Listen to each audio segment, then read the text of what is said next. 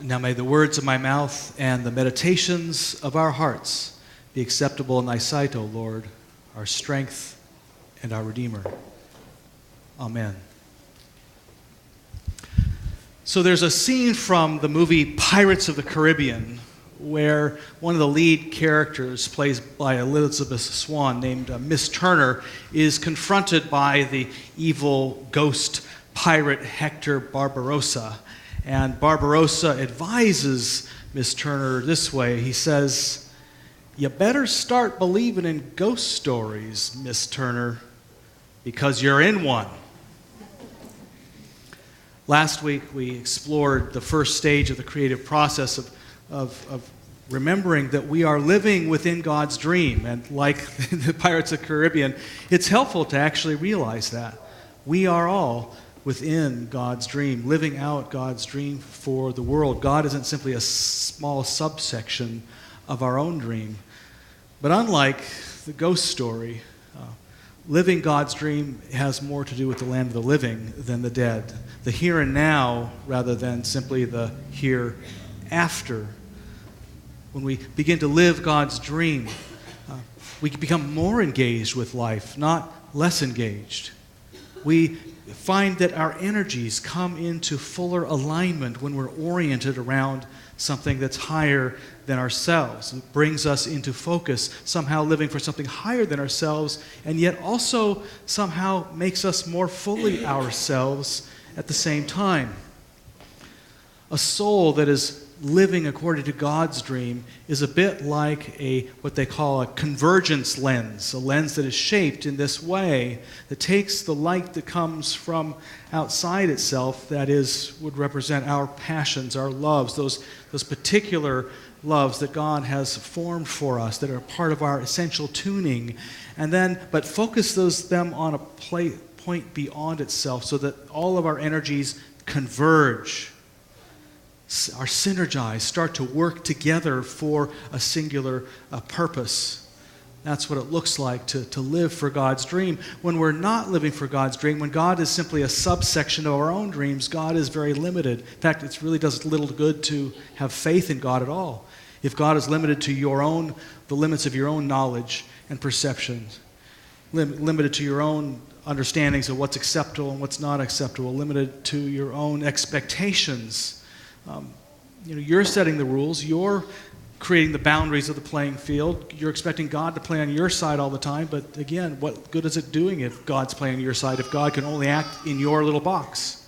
You become not like the convergence lens, but like the divergence lens, which is shaped in a way where the focus is not beyond itself, but somewhere well back from there. A divergence lens then actually causes the energies that hit it to diffuse themselves. Do you ever feel like you're spread thin, like your energy is spread thin?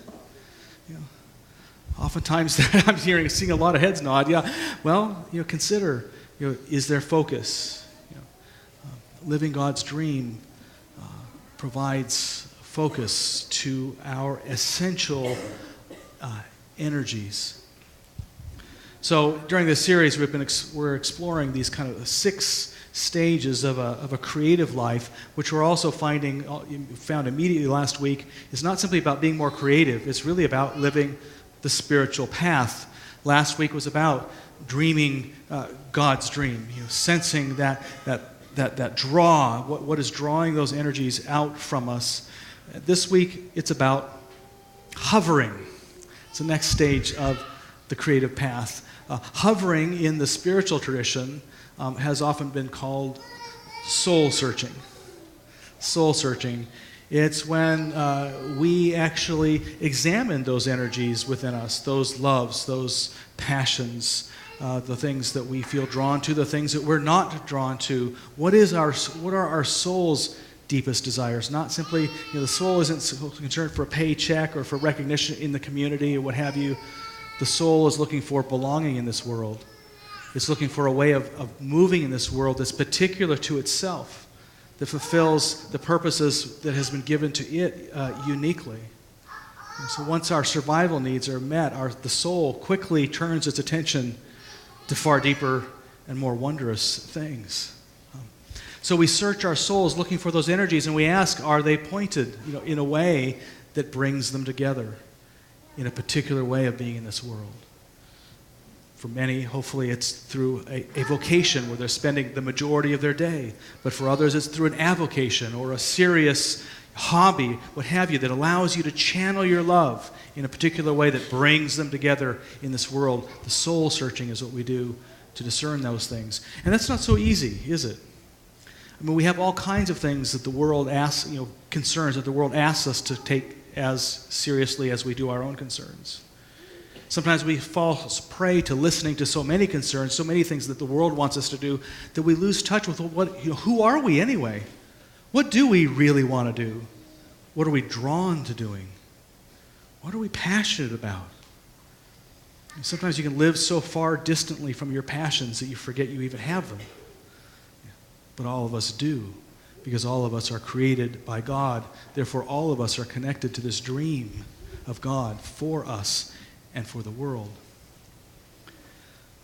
Well, just when I start getting discouraged about my own soul searching and my own having to struggle with what's a desire outside me versus inside me, I take comfort in the realization that Jesus himself struggled with this hovering, this soul searching himself. There's a great story about this, in fact, in Luke 4. Jesus, full of the Holy Spirit, returned from the Jordan and was led by the Spirit into the wilderness, where for 40 days he was tempted by the devil. He ate nothing at all during those days, and when they were over, he was famished. The devil said to him, "If you are the Son of God, command this stone to become a loaf of bread." Jesus answered him, "It is written, 'One does not live by bread alone.'" Then the devil led him up and showed him in an instant all the kingdoms of the world. And the devil said to him, "To you I will give their glory and all this authority, for it has been given over to me, and I give it to anyone I please.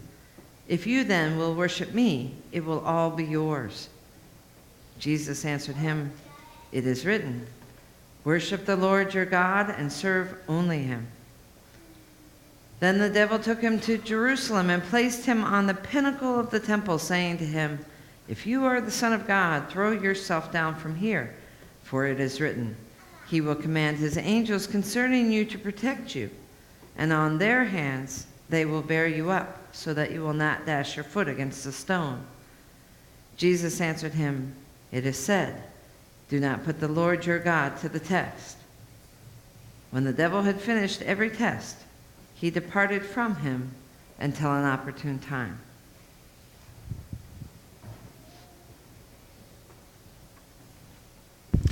So that 40 days in the wilderness, in a sense, represents Jesus' own hovering. His baptism in the Jordan River, he had gotten a glimpse, a sense, probably the deepest sense he'd ever had of who he was called to be in this world.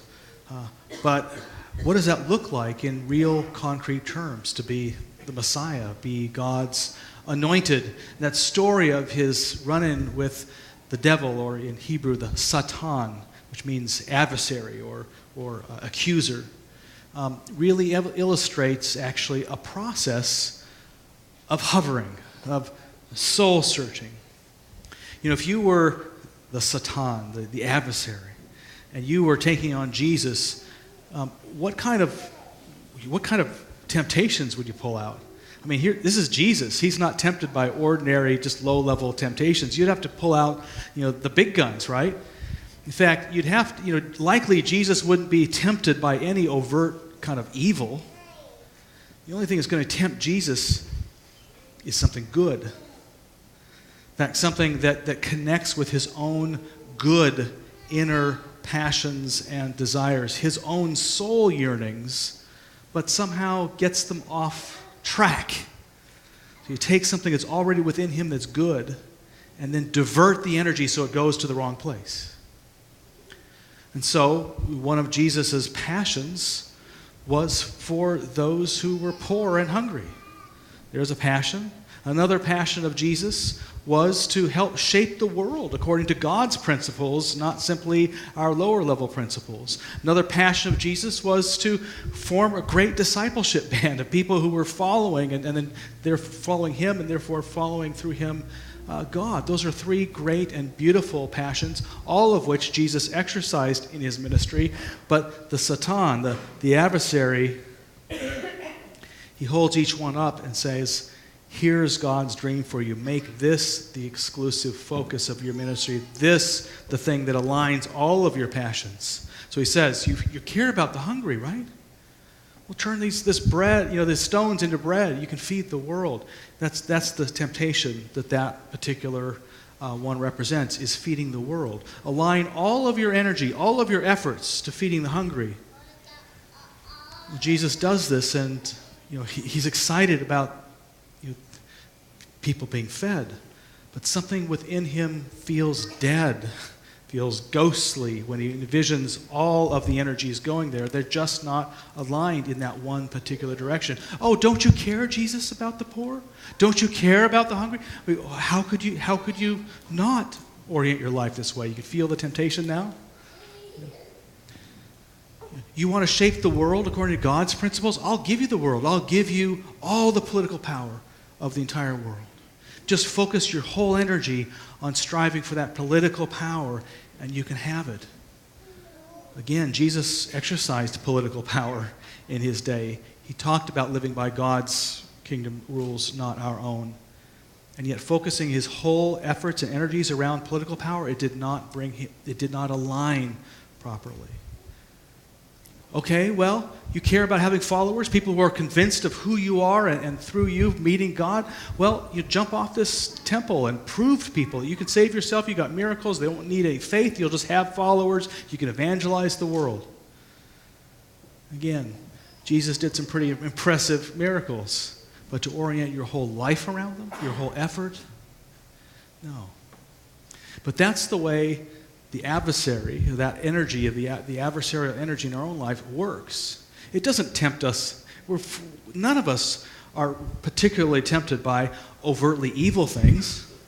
What we are tempted by is taking one of our loves and making it the focus without considering, well, what is God's dream that actually brings all of my loves into focus? And so our energies get diverted into the wrong path or get diffused in way too many loves that aren't connected in any particular way. So hovering is a pretty important discipline. You push, you pull, you stretch, you throw out, you see what comes back. You do all kinds of things to decide, to figure out what are your essential energies, what are your essential loves and passions, the gifts and talents that God has given to you, and then what is it? What is that piece that brings them all into alignment? That is your calling, your sweet spot. So it's interesting that you're living for something that's beyond yourself, a calling by God, but it's bringing you into alignment with you, not simply God.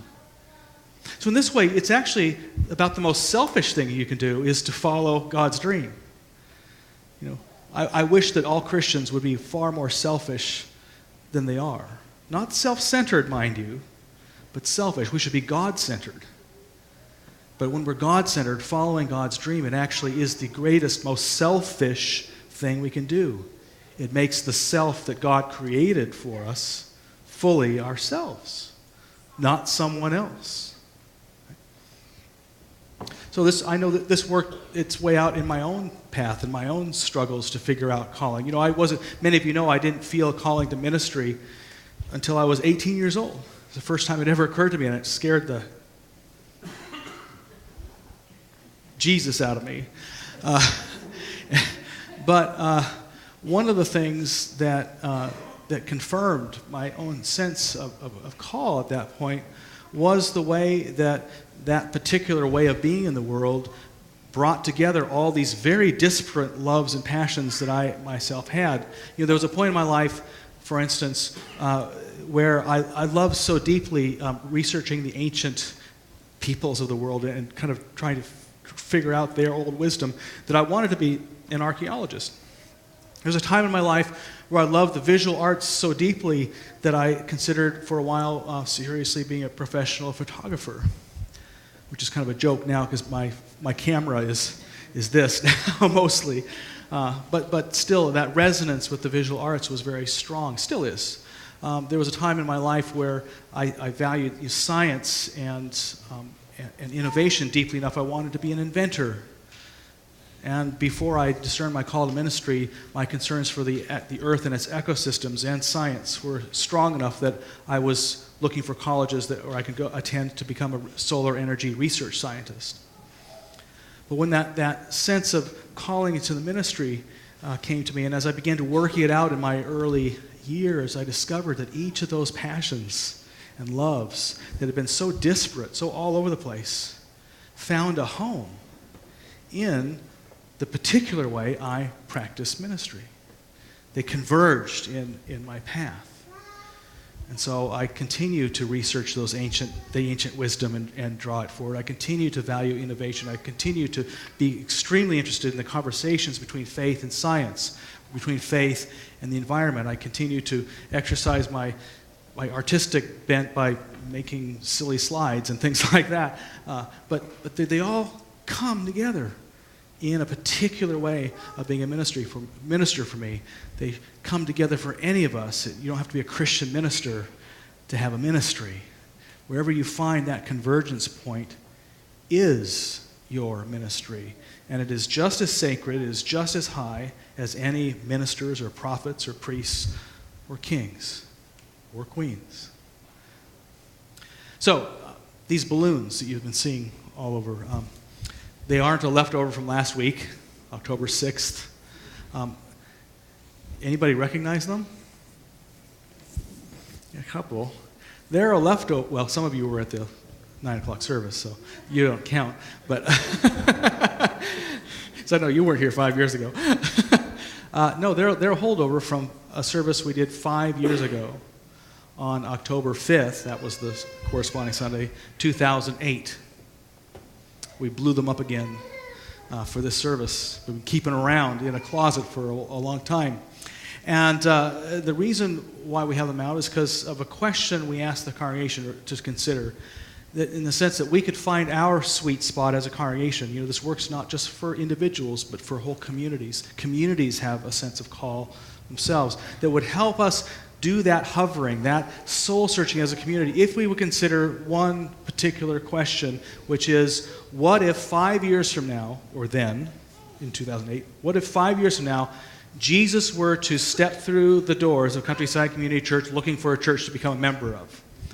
What kind of church would Jesus move mountains to become a member of? And could we make it that kind of church?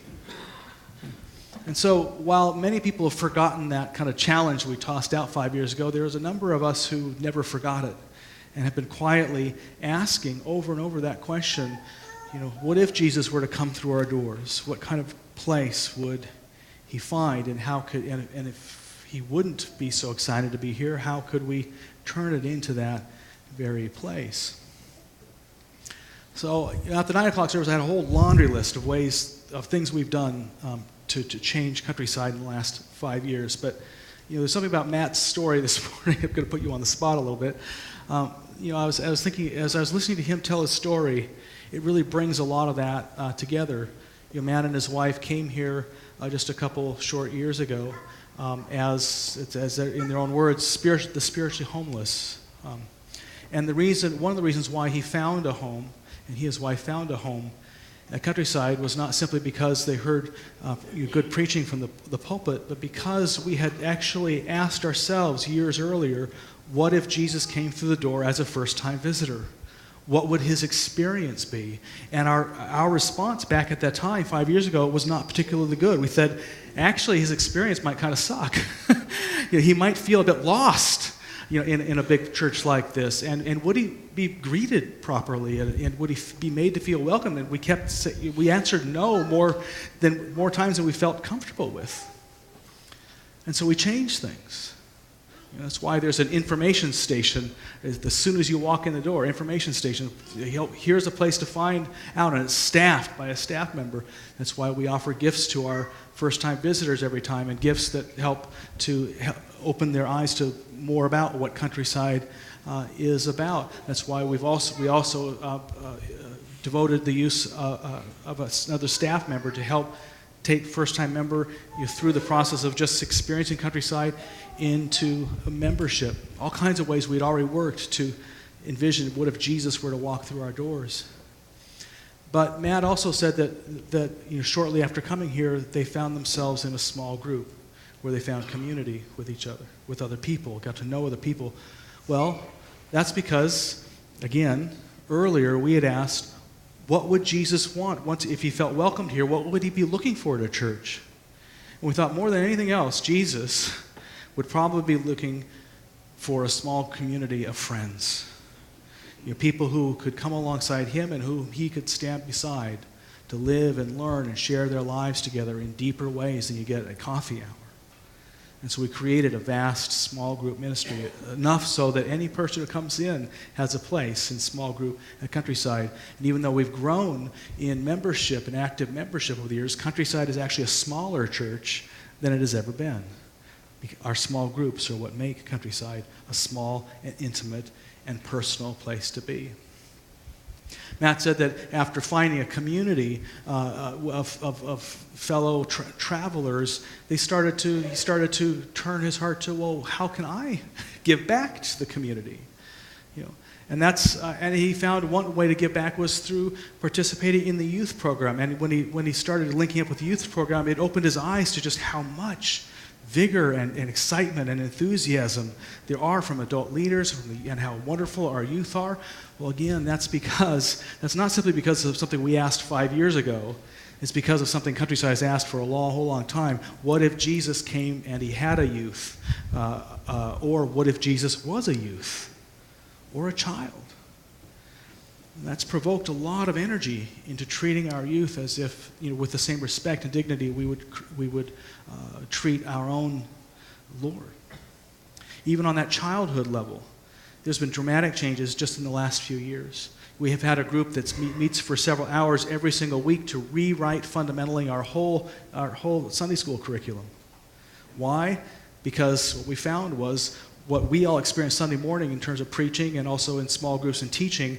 There was a huge disconnect between that vision of God's realm and what was being taught in Sunday school, some of these prepackaged curriculums. And so we took it upon ourselves as our responsibility. If Jesus were a child, or Jesus were a teacher of a child, or Jesus were a parent of a child, he would want better than this. So then working to make better than this.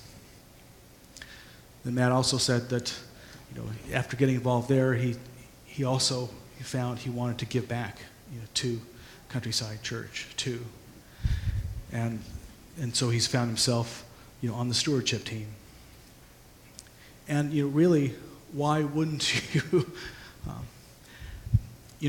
When you begin to actually see all the ways that Countryside has been, been Countryside for many years before 5 years ago, but has increasingly grown into serving people as if we're serving Jesus himself. One thing you discover really fast is that it's not about the programs we've created. Programs are wonderful, but when you start to treat other people as if they might just be Jesus, what happens is whole qualities develop in a congregation. We care about each other more than we did 5 years ago. We trust each other more than we did 5 years ago. We are more involved in engaging with our spiritual path than we were 5 years ago. We are more open to the diversity of people in our congregation and other ideas that they bring with them than we were 5 years ago. And it's not that we're nothing 5 years ago. It just means that we've actually developed intentionality behind treating people as Jesus, and it has actually made real changes in our midst. Why wouldn't we want to give back to a community that gives to us in this way? Now, the kind of fun irony of these balloons is that they're dated for last week's service, not this one. And that's because even though there were several of us who have remembered this vision throughout the last 5 years, we didn't all remember the exact date on the balloons. I myself thought it was for this Sunday, not last Sunday. And so when we pulled them out of the closet last Wednesday in our worship team meeting, we all kind of broke out laughing, seeing we missed the date of this great 5-year vision we've been looking for. But, sometimes accidents are kind of fun that way. Sometimes they have something to do with human frailty, and I and we will own that. But sometimes they have to do with the way God likes to mess with us, I think. It's an accident that they were the wrong date, but think of what happened last week. We were able to announce the commencement of a program that has been brewing here for a long time about following our sweet spot. Finding our sweet spot, and then treating that sweet spot as sacred ground. It's as sacred as anybody else's calling in life. And considering that if you found your sweet spot, that Countryside needs to take seriously that you have a ministry in that area, and that through you, we have a ministry in that area.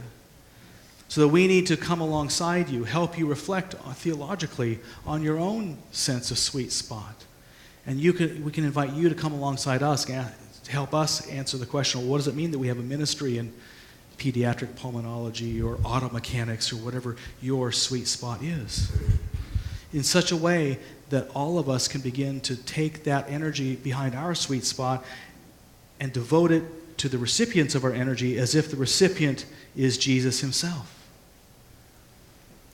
Last week was our announcement. We received this grant from the former Bangor Theological Seminary, now the BTS Center in Portland, Maine, to bring Bruce Van Blair here for the next 5 years to help us develop a program that will not only help us do this kind of ministry together, but then through us, piloting such a thing, can be spread clear around the country and perhaps even beyond our borders by the Bangor Center. So strange irony that that particular Sunday just happened to be the thing that actually crystallizes this very path that we've been on for 5 years.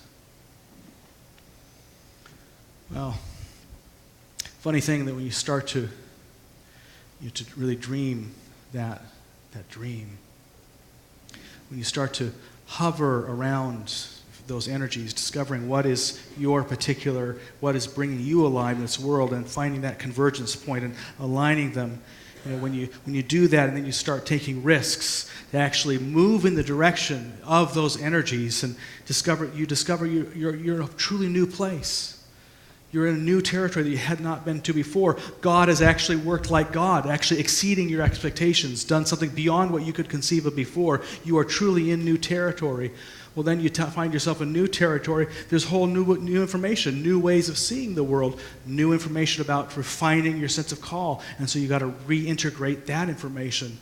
And once you reintegrate that information, you find yourself moving along again, another point in your journey, to the point where you can look back after making all these small steps: integration, reintegration, new learning, risking, hovering around more, dreaming some more, risking, reintegrating.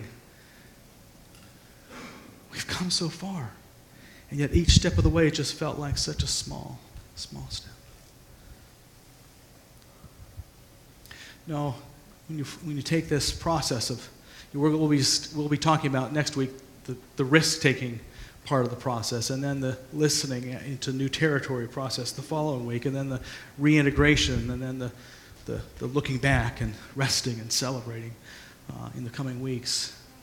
But what we find is, when you really look back and discover that this God really is real, and that God is really able to exceed our expectations and do something truly new, making us truly new creations, you want to keep dreaming. You want to keep learning more and more about this God and this calling, because the more you find that point of focus beyond yourself, the more you become yourself. So I wonder, this morning we'll be covering hovering, but I'm really more in celebrating mode. I want to celebrate so much of what has gone on these last 5 years. It hasn't always been easy. We've had to do that soul searching, that wrestling and testing of energies, throwing out some things, adding new things. But oh my God, what has been happening in our midst. Makes me wonder, What will the church be like in 5 years from now? I'm looking forward to that journey.